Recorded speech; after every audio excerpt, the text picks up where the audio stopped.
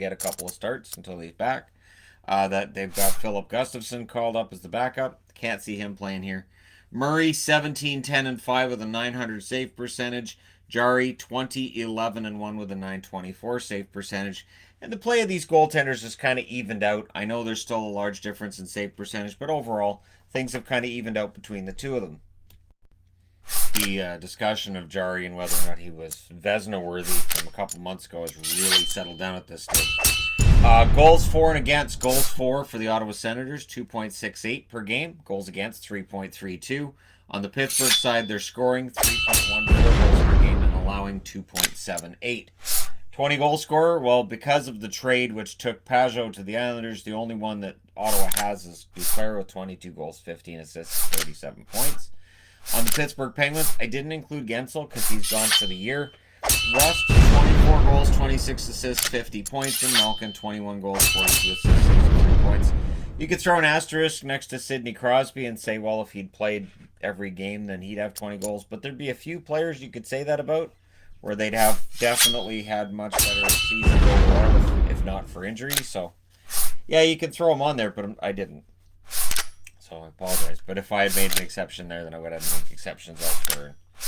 That's where it just turns out to be way too much information on the board at once. Boston in against Tampa. This starts at 7:30 Eastern, 4:30 Pacific. The Boston Bruins 41, 13, and 12. Over their last 10, they're 7 and 3. On the road, 19, 10, and 3. Tampa Bay Lightning 41, 19, and 5. They're 6 and 4 in their last 10. Their win over Calgary broke that losing streak, and they're going to be looking to keep things going and get closer to Boston tonight. At home, they're 21, 9, and 2. October 17th, these teams met in Boston. Tampa won that one in a shootout, 4-3. December 12th, they met again in Tampa, 3-2 win for Tampa Bay there. They will meet again in Boston on March 7th. So 4 days from now, they meet again in Boston. Tuukka Rask, 24, 7, and 6 with a 928 save percentage. Has been mostly excellent lately. And Palak, 17, 6, and 6 with a 917 save percentage for him. On the Tampa Bay side of things, Vasilevsky, 33, 12, and 3 with a 914 save percentage. I will say, Vasilevsky with his numbers right now, I don't know that he wins Vezina. I think that losing streak, I think that hurt him. McElhinney, 8, 7, and 2 with a 908 save percentage. Goals for and against. Goals for Boston, 3.30. Goals against, 2.42. On the Tampa Bay side, they're scoring more, 3.51, but they're allowing more, 2.82. 20 goal scorers, well, for Boston, it's exactly who you'd expect. Bergeron, 29 goals, 25 assists, 54 points. Marchand, 27 goals, 56 assists, 83 points.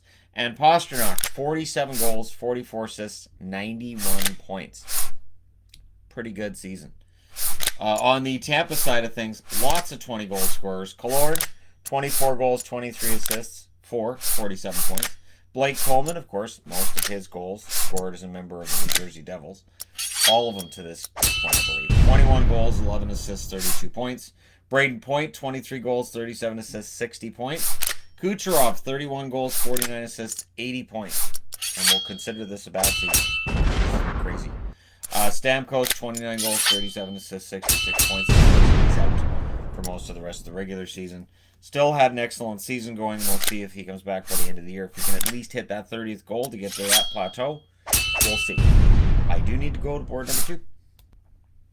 All right, so we've got 2 games starting at 5 o'clock Pacific, 8 o'clock Eastern, and 2 on this board that start at 5:30 Pacific, 8:30 Eastern. So by 5:30 my time, Eastern, we've got 8 games on at the same time. So it does get kind of busy, kind of fast. Now, Nashville will be in against the Minnesota Wild. Nashville, 32, 25, and 8, and they have to shake off what happened last night quickly. They're still 6-3 and 1 in their last 10, and they do tend to be better on the road than at home. They're 16, 11, and 4 on the road. Minnesota, 32, 26, and 7. They're coming off of that loss against the Washington Capitals, but they're 6-3 and 1 in their last 10 as well. 18, 11, and 5 at home. These teams have met twice, both times in Nashville. October 3rd, Nashville won that meeting 5-2. October 24th, Nashville shut them out 4-0. So it's been a pretty favorable matchup for the Predators. Their next meetings, March 15th at Minnesota, and then April 4th at Nashville. Pekka Rinne, he had a rough night last night. You've got to go with Saros tonight. He's 18, 14, and 4 is Rinne with an 895 save percentage. Saros, 14, 11, and 4 with a 907 save percentage. These guys were very close before last night. They're not that close now. On the Minnesota side of things, Stalock, 18, 10, and 4 with a 909 save percentage. I would expect him to play most of the games from here. Dubnyk's 11, 15, and 2 with an 892 save percentage. Goals for is exactly the same between these two teams, both of them scoring at a rate of 3.14 per game. Because of last night, now Nashville is allowing 3.21 goals per game. I think that went up by 0.07 because of one game. And Minnesota's allowing 3.12 goals per game. So if I was Minnesota, honestly, throw everything at them right away. Try to get them down 1-0 early and make them doubt themselves. They've got to be coming into tonight with some doubt in their mind somewhere, and you've got to try to exploit that. No 20-goal scorers for Nashville. The closest you get are Forsberg with 18 goals, 25 assists, 43 points, and Bonino with 18 goals, 17 assists, 35 points. We'll see if either of them gets 2 goals tonight. On the Minnesota side, Parise, 23 goals, 19 assists, 42 points, and Fiala, 20 goals, 29 assists, 49 points. What a coming out party this has been for Fiala. So even if Minnesota does fall short in their goal to reach the playoffs, Fiala's had an amazing season. So he's really had an amazing year. So more Paul Fenton's going, see? I knew what I was doing. All right. Next up, Buffalo in against Winnipeg Jets. Again, 5 o'clock Pacific, 8 o'clock Eastern. And for Winnipeg, this is a must-win game. And I heard it said yesterday was, well, it's probably a bit early for must-win games. No, it's not. It is absolutely not too early for must-win games in March. If you're in March going, it doesn't really matter, then good luck making the playoffs. This is going to be tough in both sides. Now, Buffalo are 29, 28, and 8. They're 5-5 in their last 10. They're playing for pride. And so far, it's had mixed results. They're 10, 18, and 4 on the road. Again, their road record is an issue. Look at it this way. They're 10, 18, and 4 on the road. Meaning that at home, they're 19, 10, and 4. So yes, the road record for the Buffalo Sabres has completely taken them out of the picture for the playoffs. If they were 14, 14, and 4 on the road, just that, you'd have 8 more points. So it's absolutely hurt them. Now, Winnipeg isn't great at home. That's where it gets tricky. They're 33, 28, and 6 overall. They're 4, 5, and 1 in their last 10. At home, they're 17, 14, and 3. On the road, pretty good. At home, so we'll see how things go tonight. February 23rd, Buffalo won this matchup 2-1 in Buffalo. So don't take Buffalo lightly, or that can happen. Carter Hutton, 12, 12, and 4 with an 898 save percentage. Johansson's 1 and 2 with an 899 save percentage. I think one of the storylines with Buffalo that's emerged is Johansson might be a viable contender for backup spot next year to Ullmark. I would think Ullmark and Johansson would be the 2 you'd keep out of the 3. No offense to Carter Hutton, but due to age and just this year's results, I think he would be the one to move on from. Hellebuck, 27, 21, and 5. He has a 919 save percentage. He may very well be the front runner for the Vezina right now in many's eyes. And I know mid-season he was second, I think, in the overall polling amongst the voters as to who would win the Vezina. So we'll see if now he's achieved top spot or not. Brossoit, 6, 7, and 1 with an 895 save percentage, has had encouraging results in his most recent starts as the backup. Now, goals for and against, goals for per game for Buffalo, 2.88 goals against, 3.12. On the Winnipeg side, 2.95 goals per game and 2.92 against. What's surprising with Winnipeg is they have a lot of 20-goal scorers, but they don't score as many goals per game as you would think they would. So, likely very top-heavy when it comes to their scoring. Now, on the Buffalo side, they have 2 20-goal scorers. Eichel, 35 goals, 42 assists, 77 points. Reinhart, 22 goals, 28 assists, 50 points. On the Winnipeg side, Wheeler, 21 goals, 38 assists, 59 points. Ehlers, 23 goals, 29 assists, 52 points.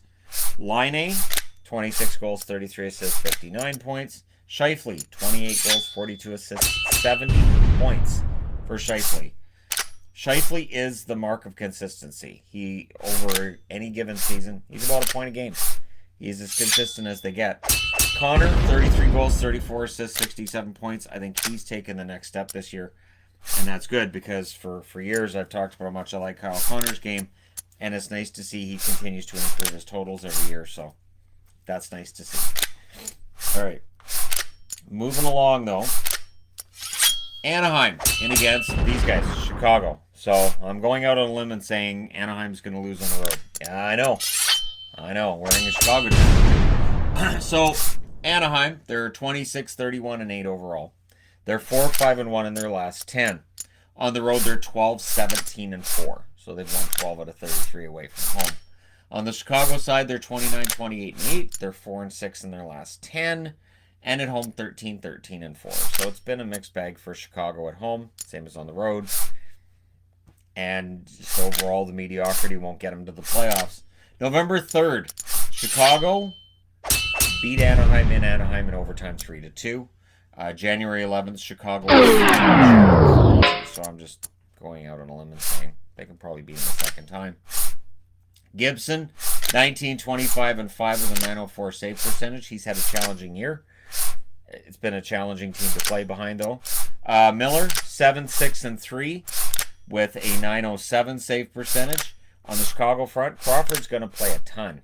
He's 13, 18, and 3 with a 915 save percentage. Subban, 9, 7, and 3 with an 890 save percentage. All those numbers from when he was in Vegas. We'll see if tonight's a good night to start Subban. At some point, he has to get a start. You have to see what you got. Goals for and against. Goals for the Anaheim Ducks, 2.51. Goals against, 3.14. Chicago, 2.94 goals per game, 3.12 goals against per game. Henrique's the only 20-goal scorer for Anaheim, 24 goals, 15 assists, 39 points. On the Chicago front, Kubalik, absolutely fantastic run in the second half, 29 goals, 15 assists, 44 points. Brandon Saad, 20 goals, 11 assists, 31 points for Saad. And Kane, 28 goals, 50 assists, 78 points. And yes, I too am surprised that Jonathan Toews doesn't have 20 goals. It feels like he scores a lot. He does not yet have 20 goals. He'll get there relatively soon. Edmonton. So the Oilers coming off of that humiliation of Nashville last night. They have to make sure they don't let up here. And I thought about wearing a Dallas jersey because I think, honestly, Dallas should be able to take advantage of a team that's on their second game in 2 nights. It's going to be hard for Edmonton to equal what they did last night. And Dallas is a better team defensively than Nashville. Nashville's numbers would show that. So Edmonton now 35, 23, and 8. And they're trying to chase down the Vegas